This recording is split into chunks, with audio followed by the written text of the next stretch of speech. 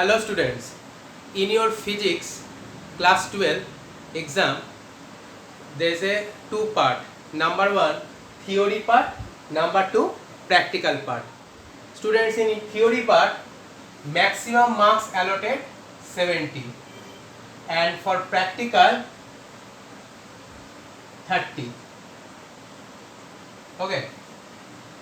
In class 12 you have to learn these chapters. First of all, electrostatics. In electrostatics there is so many chapters under the electrostatics, like Coulomb's law, electric field, potential, capacitor, like that. Then you have to learn current, electricity. Okay, and you know all about current, electricity. Here electrostatics means charges are in rest, that's why statics. And current means when the charges are in motion with a constant velocity, then this is called current. After that, you are having magnetic effect of current. In magnetic effect of current, there are so many chapters. Magnetic effect of current, then induction, and you have to prepare up to alternating current. Okay. Then atoms and nuclei. These are under the modern physics. Atoms and nuclei, and lastly semiconductors and communications. Semiconductors means electronics devices like rectifier, LED. You have to learn about these things. And then communications. So these are the chapters you have to learn in physics class 12 syllabus. Okay. Students, today in this video we are going to learn electrostatics. Electrostatics.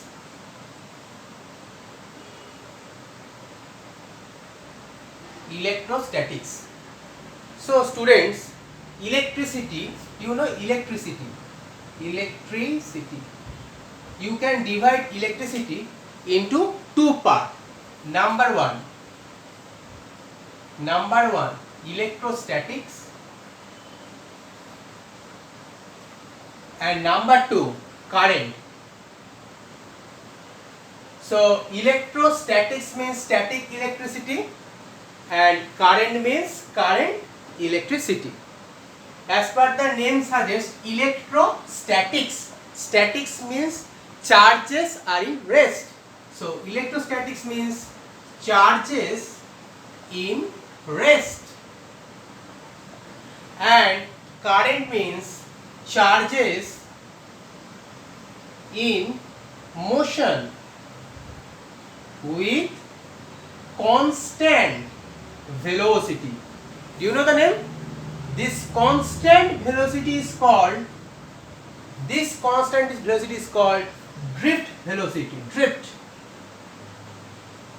So electron moving through the wire with a drift velocity, it's a constant velocity, and this is called current when the charge is flowing with constant velocity. And when the charge is in rest, then this is called electrostatics. So in this video we are going to learn about this electrostatics, means charges in rest. Student, one more thing, if you want to stay, if there is a charge, it's staying, means if the charge is in rest, to keep the charge on this rod, then the rod is to be a bad conductor or insulator, so that the charge are in rest. But if it becomes a conductor, then charges will flow through it. Okay. So you can charge a conductor in 3 ways. Before that, students, you know some basic things you have to learn. Number 1, the charge of electron. How much? The charge of electron, it's a negatively charged 1.6 into 10 to the power minus 19 coulomb. The constant term 1.6 into 10 to the minus 19 coulomb. Coulomb is the unit of charge, and you know the mass of the electron, there will be 9.1 into 10 to the power minus 31 kg. And you know students, for proton, one proton charge means plus 1.6 into 10 to the power minus 19 coulomb. Mass of proton mass of proton is equal to 1.666, I think so, 10 to the power minus 27 kg, is similar to the mass of the neutron. Neutron mass 1.667 into 10 to the power minus 27 kg. And you know the charge of neutron is how much? No charge. No charge. Neutron has no charge, you know, and the nucleus, inside the nucleus, you know, inside the nucleus there will be proton and neutron. As because of proton, the nucleus contains positively charged and electrons revolving round the atom. Okay. So this is all about charges of electron, proton and neutron. Okay.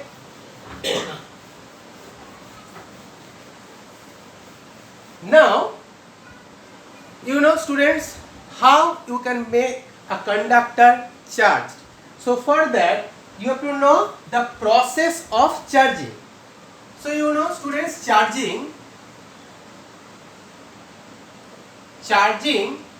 you can make charge a conductor using three ways. Number one, by means of conduction. Conduction means touching method. By touching. So suppose I have positively charged, and if I touch the board like this, then charges flows through the board. Okay, and in conduction process, similar kind of charges sharing. It means if I have 10 coulomb charges, if I have 10 coulomb, then whenever I touch the board, it means 5 coulomb. It will share with the board 5 coulomb and 5 coulomb, and both having positively charged. Means charge in conduction method. What happened? In conduction method, charges similar types, same kind of charges, and the sharing of charges occur. Okay, so here decrease the source charge, actually decreasing the source charge by the conduction method. But if you follow the induction method, induction, then what happened? If there is a rod like this, and in this rod, suppose there is positively charged, right? Here positively charged. If the rod having positively charged, and if the rod kept near the another rod or another substance like this, okay, then what happened? Then plus will attract all the negative charge. So negative charge come in this side and positive charge this side. So it means in induction process what happened? Opposite kind of charges induced, and here charging means that here charges not share with the other object. Okay, so if you ground these things like this, then what happened? Plus charge went to the ground, and all negative, if you remove it, then all negative charge spread everywhere in the conductor, in this object. So you can create oppositely charge, or you can give oppositely charge by the method of induction. Students, in this video I also discuss two more important questions. Means these are the basic things you have to know before started, that is electrostatics. Two very important questions. Question number 1, what is called conservation of charge? Write the question, important question, conservation of charge. Write conservation of charge. Students, they will write charges are always conserved, algebraic sum of all positive and algebraic sum of all negative charges always constant. This is called conservation of charge. Sum of positive charge is equal to sum of negative charge. It is total charge of a body always conserved. Okay, charge can be transferred from one body to another, but the net charge of a body or a whole isolated system remain constant. Net charge of an isolated body remain constant. Okay, this is called conservation of charge. And second question, quantization of charge. Quantization of charge. Quantization of charge. Quantization means what?